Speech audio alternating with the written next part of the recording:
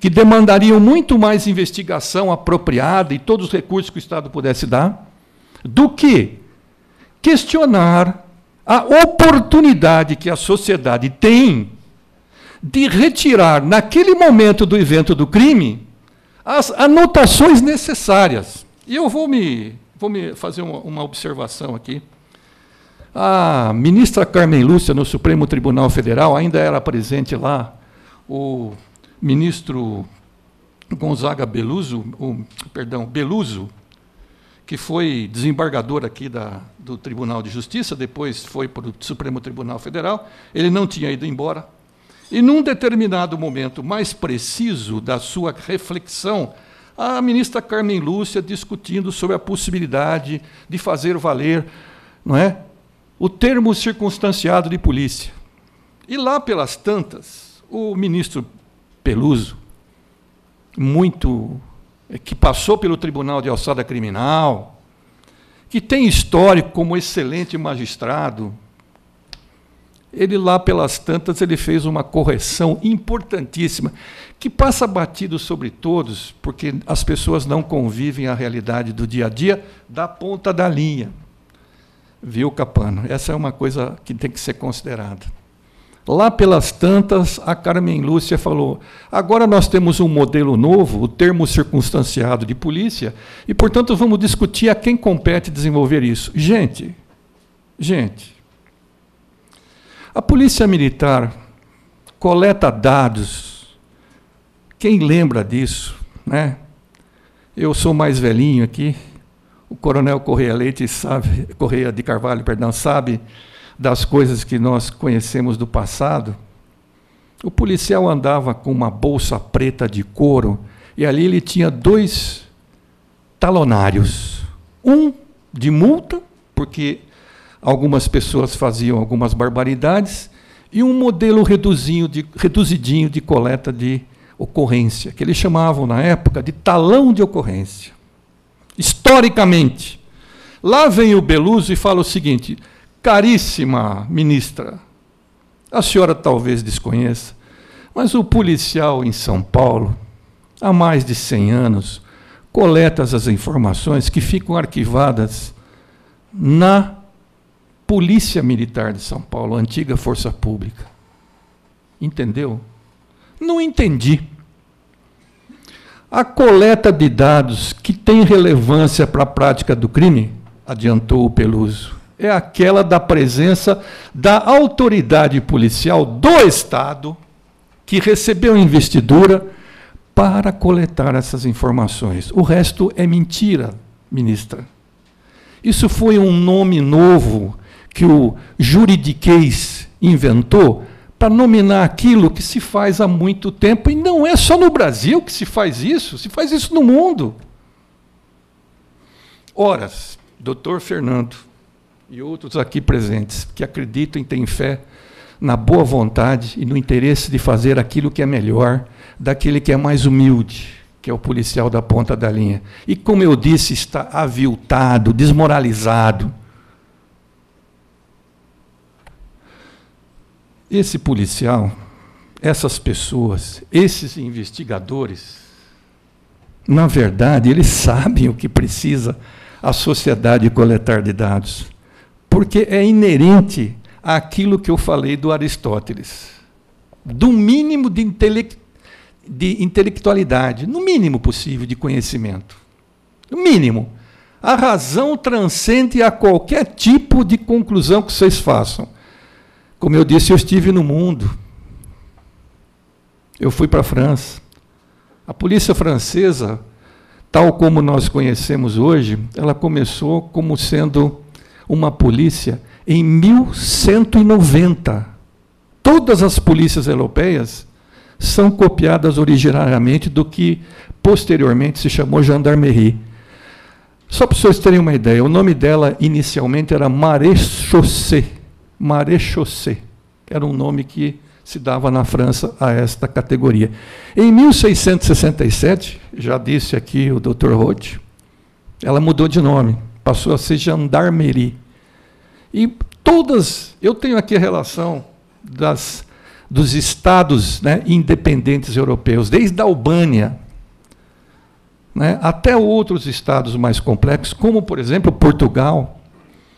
Portugal criou, pelas ordenações, o modelo que nós usamos aqui de inquérito policial, com toda essa formalidade, que depois é descartado pelo Ministério Público e começa tudo de novo lá na Justiça.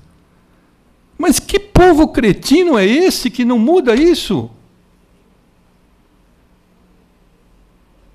Vou dizer mais. Na minha presença nos Estados Unidos, acompanhei, obviamente, pela consideração que o pessoal lá tem por aquele que tem interesse em estudar, acompanhei, né, as chamadas plea bargaining deles lá, os plea of guilt, onde o cidadão fala, eu sou culpado. O policial vai lá e fala assim, olha, o cidadão aí fez isso, isso, isso, isso. O juiz presente no ato diz lá para ele, escuta, você vai ser multado, tal. O que você é? Você é culpado ou inocente? Imediatamente ele fala, eu sou culpado. Por que ele fala que é culpado? Porque a voz do policial tem crédito, primeiro. E segundo, se ele falar, eu não sou culpado, aí sim se instaura os procedimentos complexos da legislação americana, que demoram 30, 40, 60 dias, para ser apurada a responsabilidade daquele cidadão. Que povo idiota é esse, não? Gente, prático, verbal, está sendo filmado. E não está sendo filmado de hoje, não. Faz 20 anos, praticamente, que eu terminei a monografia, em 1997. E já era assim. Você não anda num distrito policial lá se não está todo o tempo filmado, durante todo o tempo. Você está monitorado, todo o tempo. Ninguém leva um sopapo lá, não. Essa história que as pessoas contam e que a mídia dá tanto valor, me surpreende, porque isso, de antemão, é de uma ignorância ímpar, de uma falta de praticidade ímpar. Porque depois que passar 6 anos a condenação de uma agressão grave, promovida por um indivíduo desse, ele vai ser resgatado lá, já não tem mais efeito. Ele já superou as crises todas mentais, de consciência, que lá nos nossos amigos anglo-saxões já nos ensinaram, desde Robert Peel e outros tantos, que é fundamental para a sociedade, corrigir no ato. O senhor sabe por que também ele se preocupa em corrigir no ato aquele fato? Eu vou dizer para os senhores. Pelo efeito escola que tem na sociedade a não punição daquele crime que ocasionou dano para aquela sociedade. Se os senhores deixarem esse indivíduo voltar lá para a sua casa, ele vai fazer a firula, usando aqui a linguagem mais vulgar, necessária para dizer que ele deu tombo no Estado. Quantos jovens olharão a esse indivíduo como exemplo? É uma das preocupações fundamentais da lei nos Estados Unidos. Se os senhores pegarem a estatística do FBI, e ainda consultei ela ontem, nós temos 3 milhões de inmates nos Estados Unidos, 3 milhões de presos. Outros tantos cumprindo as chamadas composições aí que existe com muita facilidade lá, para que o cidadão não cumpra a pena, se ele for principalmente primário. Eu estou dizendo que uma sociedade de 300 milhões de habitantes, 1% está preso. E está presa. Tem gente lá preso com prisão perpétua. Não mais sairão. Ó, nós somos bonzinhos aqui. E eles têm uma ocorrência significativa de crime lá. Se quiserem os endereços todos do FBI, que trata desse assunto e tudo mais, eu posso fornecer a hora que quiserem, só consultar a mim, etc. Mas, falando em consultar, se os senhores abrirem agora aí o Android da vida, dos tablets, etc., poderão acessar as estatísticas que o Dr. Roth pôs no site da Secretaria de Segurança Pública. Então, nós, na cidade de São Paulo, em 2014, atendemos 640 mil feitos crimes e a Polícia Civil fez 108 mil inquéritos. Aí você vai no DIPO, e nós já estamos em dezembro, portanto, 30 dias, 60 dias de dificuldade de apuração não existe, tá? Não existe mais. Nós vamos no DIPO e descobrimos que não é 108 mil, ou não são 108 mil, são 67 mil. O que vale dizer que a nossa polícia está abarrotada, como falou o nosso nobre colega aqui de mesa, cada investigador fazendo 450 efeitos e coisa do tipo, é verdade, mas é erro de método da sociedade em pretender fazer a persecução criminal. É óbvio que vai ter situações do crime que não vai dar para o policial em serviço esclarecer com a sua atividade lá naquele momento. É óbvio, todo mundo sabe disso. E que, portanto, vai ter que ter alguém da retaguarda fazendo a investigação mais aprimorada. Não é óbvio? Pois é, assim também lá.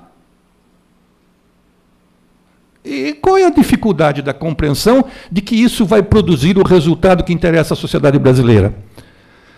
É aquele 67 que eu falei lá. Quando nós deixamos de apurar 90% do crime, e aí eu vou repetir, 640 mil, 67 mil. Quando a Justiça não recebe, nem o Ministério Público não recebe essa informação, não vai para o rol dos culpados. Ele está livre para fazer o que bem entende com o grupo social onde ele vive. Vizinho meu lá, um pai matou o filho e depois se matou, porque o filho drogado, pela enésima vez, tentava fazer sexo com a mãe. Os senhores vão achar que isso é uma coisa de louco. Eu não acho, não. É o dia a dia nosso. Já imaginaram a família, como é que ficou nisso? A mãe, os irmãos, os tios e todo o pessoal da circunvizinhança? Já imaginaram? E eu não moro num bairro tão grave assim, não.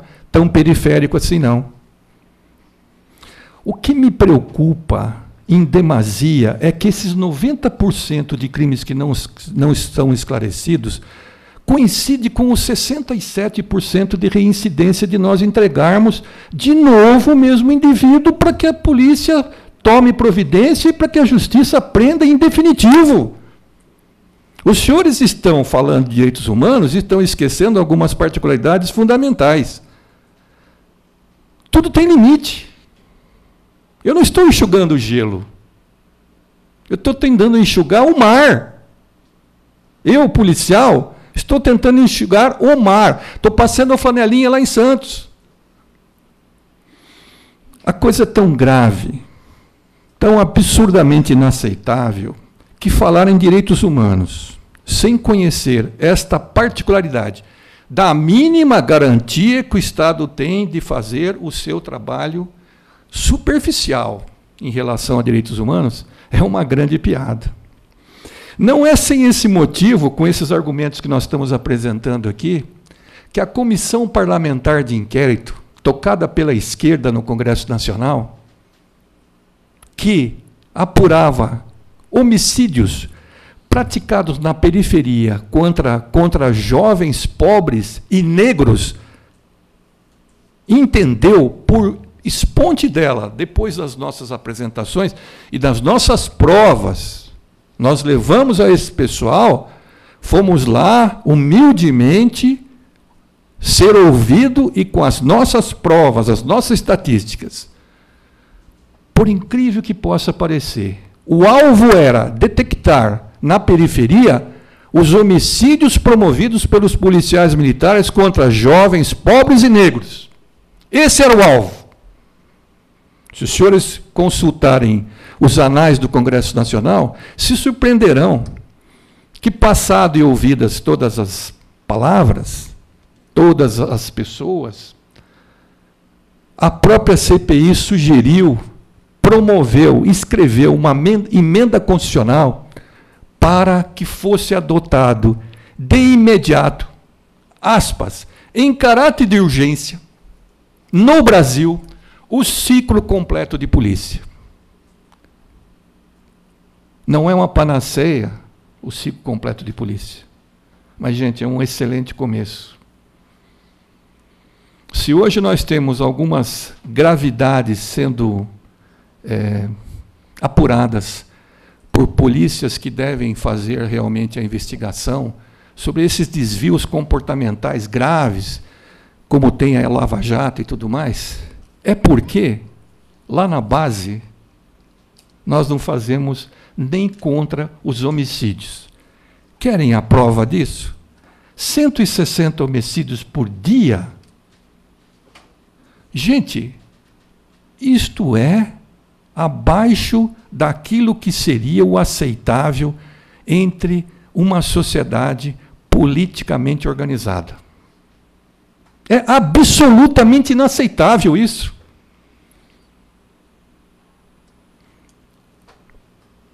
Fernão Lara Mesquita, editorialista do Estadão, amigo particular, obviamente fez um artigo sobre essa questão e está nos anais aí dos seus editoriais no Estadão. E ele faz justamente uma observação sobre a hipocrisia da mídia em relação à França, a esses homicídios que correram pelo Estado Islâmico na França. E lá, já, entre aspas, está dito, nunca ocorreu uma situação dessa depois da Segunda Guerra Mundial. A Segunda Guerra Mundial, gente, terminou em 1945. Faz 70 anos que terminou a Segunda Guerra Mundial.